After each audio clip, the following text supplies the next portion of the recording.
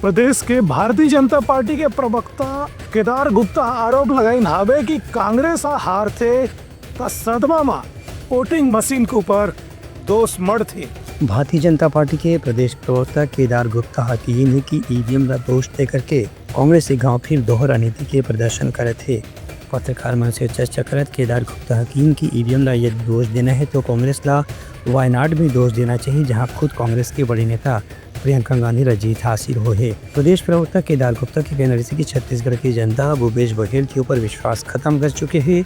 एक स्थिति अवमन चुनाव में हार बर ईवीएम एकमात्र कारण नजर आवत है, जबकि संसदीय लोकतंत्र में ईवीएम में जनता जब मतदान करती तो वह अपन विश्वास प्रकट करते। भूपेश जी, जनता आप पर और कांग्रेस पर विश्वास नहीं करती और आप ईवीएम पर विश्वास नहीं करते, तो निश्चित रूप से कहीं ना कहीं राजनीति में, लोकतंत्र में तो जनता का विश्वास जरूरी है ना। जनता ही विश्वास नहीं करती। अरे नीति और नियत ठीक करिए। 2018 में इसी ईवीएम से आप गद्दी पर बैठे थे, जमकर लूटा, जमकर खसोटा, जेल के अंदर है कुछ और कुछ जेल में जाने की तैयारी है, जमानत तक नहीं हो रही है। ईवीएम पर दोष देना है तो वायनाड में दो। झारखंड मुक्ति मोर्चा के साथ आप सरकार बनाते हो झारखंड में, तब ईवीएम पे सवाल नहीं आता।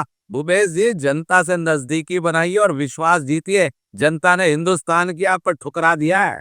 गुप्ता जी के कहना रही है कि कांग्रेस का नीति और नियत ठीक रखे पर भी जरूरी है। खबर की 2018 के विधानसभा चुनाव में जनता कांग्रेस का पूरी तरह से नकार चुके हैं।